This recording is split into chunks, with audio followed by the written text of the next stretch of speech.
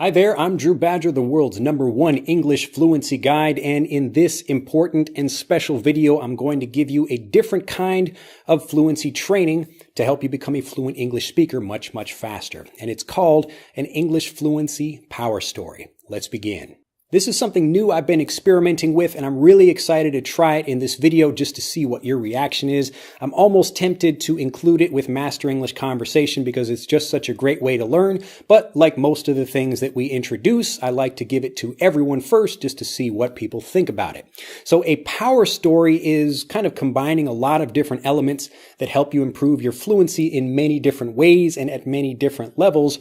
But the general idea is that you kind of take two stories and combine them together, but you learn how native speakers actually understand and learn vocabulary and then apply that vocabulary to different things. Now, I don't want to make this lesson too long, so what I'm going to do is just kind of give you an overview of how a power story works without giving you like too long of an example again. But let's get into it. Now, what I'm going to do is actually take baseball as an example with kind of a romantic encounter with somebody else and tell two different stories, but I'll begin with how we take some kind of everyday vocabulary that comes from baseball and then apply it as a native speaker does in a conversation when talking about a relationship. Now, I was a baseball player, and just to kind of give you an everyday sense of what I did, like I would be maybe kind of up to bat. And this means like you're kind of like coming up to bat, you're waiting in the dugout, and the dugout is just like the kind of area where your team is sitting.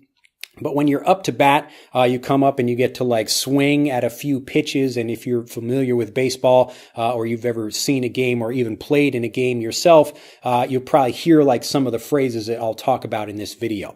So when I'm just coming up to bat, like usually I'm standing on deck. So on deck just means you're waiting for something to happen. You will have like the actual batter that's in the batter's box. So a baseball diamond, you've got like a diamond with like home plate, first, second, third base, and then home plate again. And the general idea of the game is to hit the ball and then run around the bases. So if you're not familiar at all with baseball, that's really the point of the game. So that's how you score points, or in baseball, they're called runs. So you're scoring a run.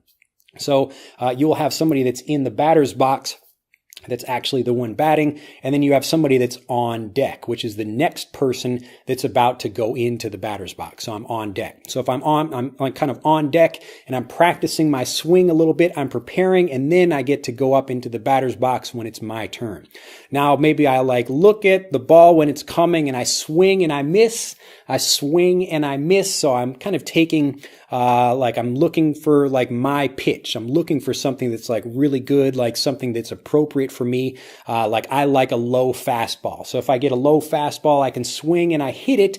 And if I hit it really well, maybe I get to first base. So this means I hit the ball and I was able to run to first base. Now, getting to first base is something that, well, it's maybe not such an amazing thing. It's a good hit. It's good to get like just like a good hit. You're getting to first base, but it's not like getting all the way around the bases. But maybe the next time, so I'm on deck again and I'm thinking, all right, like it's like I'm coming around to my chance to bat again. And I'm thinking, wow, if I can get to second base this time, if I can hit a double, that would be even better. So I'm again looking for my pitch. I'm looking for something that's appropriate for me. And the pitcher throws me a nice, beautiful, low fastball and I hit it again and I get to second base. So I'm getting to second base and wow, I'm really excited because I hit a double. The same thing happens again later on in the game. There are usually 9 innings in a baseball game. So maybe at the top of the first inning, that's the very beginning of the game.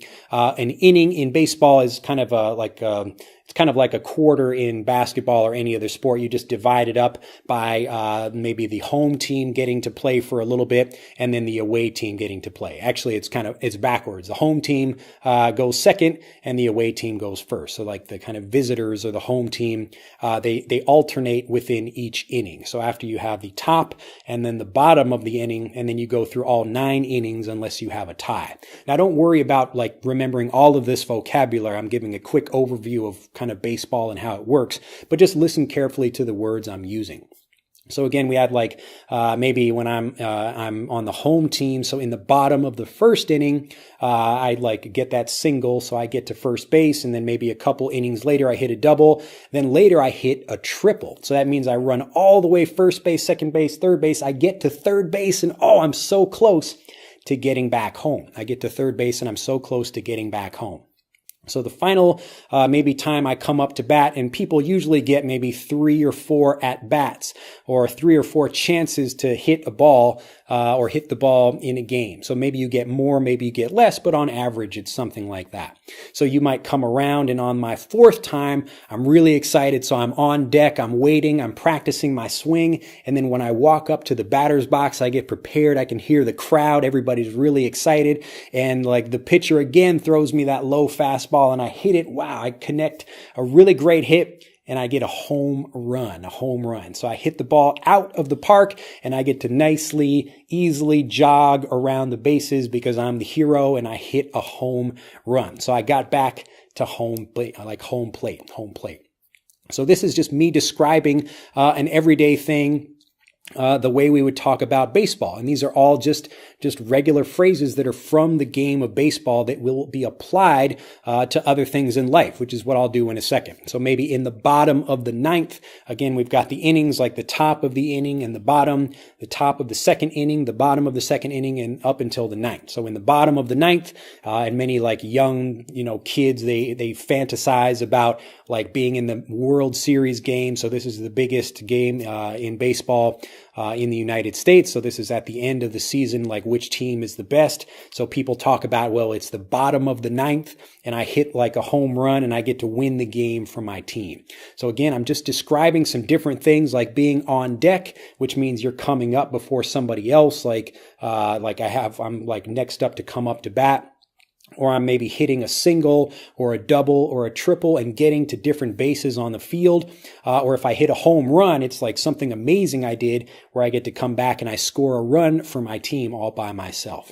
Now, there are more ways to describe this and even more vocabulary, words and expressions, but I just wanted to give you a kind of overview about this. Now, what I'm going to do now is create this apply these things and apply them to a conversation or a story about dating.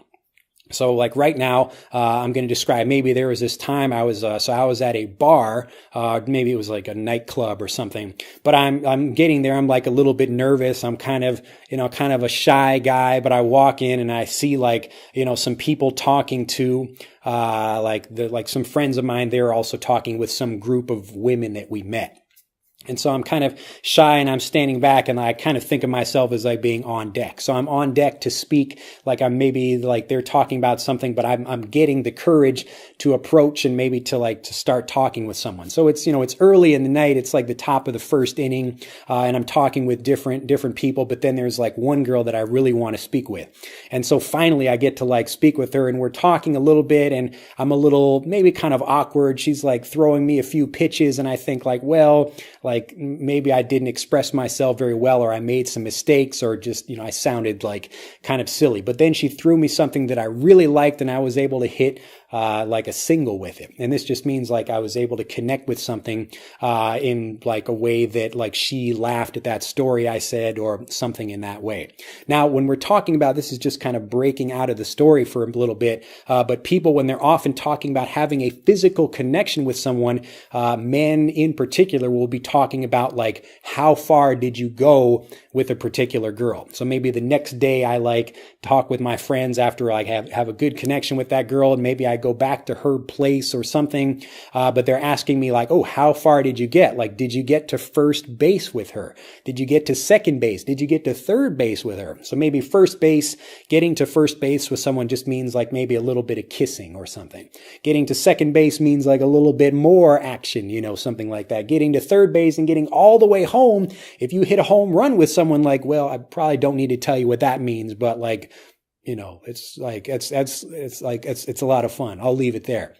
But anyway, so I'm talking with these people, and these are different ways of taking this. And again, I don't want to give like a really long story or try to explain a lot, but you can see how I'm using the vocabulary from the first story, just showing the practical origin of it, but then showing you how these things can be applied in an actual conversation and how people use them. So they're taking baseball references or sports references and applying them in that way. So maybe I'm kind of like playing catch with a girl. So I'm like, we're talking about the actual conversation going back and forth. So maybe she's throwing me the ball, like she's saying something to me, but maybe I drop the ball. So I say something like, oh no, like I say something stupid or embarrassing. And, I just feel a little bit silly about that. So this is like, again, a term for talking about making a mistake from baseball where you drop the ball. So someone throws you the ball or the ball is hit and you try to catch it, but you drop the ball. This is where we get people talking about like making a mistake in business. So wow, I really like dropped the ball with something. I was talking with this girl and then I said something stupid. I like told her about my ex-girlfriend and I really dropped the ball with that one. So this is also an expression from American football because you're trying to hold the ball. And if you drop the ball, you're making a mistake. So when you're listening for these things, and again, I don't want to give you too much information, but where you can just take these ideas about like sports or something, and it really translates nicely and easily to everyday conversations when we're talking about something in a more native way. And we're showing that we understand these references when we're having a conversation. And this is what kind of indicates or shows that we are native speakers. So if I can talk about these things instead of saying, oh, I made a mistake with a girl, I can say, oh, I dropped the ball. Or like it was the end of the evening, or it was the bottom of the ninth. So I was talking with this girl and she had to go very soon. It was the bottom of the ninth. I had to like get her phone number from her before she left with her friends or something. And I was able to get it. Or I talk about like how physically intimate I was with someone, like, yeah, man, we had a great night and like I got to first base or something. So I was able to give her a kiss goodnight or something else. Like I got a nice hug from her. And these are, again, different ways of taking something from one story or one area of life and applying them to something else. But again, I don't want to give you too much information, but I just wanted to share with you what an English fluency power story is like and the way you're taking something by first learning the practical origin of it and then seeing what it's like in a kind of everyday sense that really has nothing to do with that thing, but the kind of messages or the metaphors or the ways of describing that thing really translate easily to something else.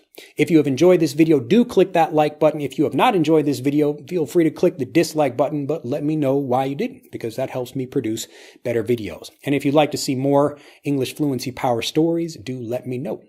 Well, that's it for this video. Again, click that like button, become a subscriber to the YouTube channel if you haven't already, and I look forward to seeing you in the next video. If you'd like to learn more innovative ways to improve your English, whether it's maybe developing better vocabulary or actually learning to remember what you learn, all of these things we can help you with absolutely free at EnglishAnyone.com. And if you click on the link in this video, you can take our free English fluency quiz, and this will give you exactly what you need to learn in order to develop for your particular situation. And I look forward to helping you with that absolutely free at EnglishAnyone.com. I look forward to seeing you in the next video, and I wish you a fantastic day. Bye-bye.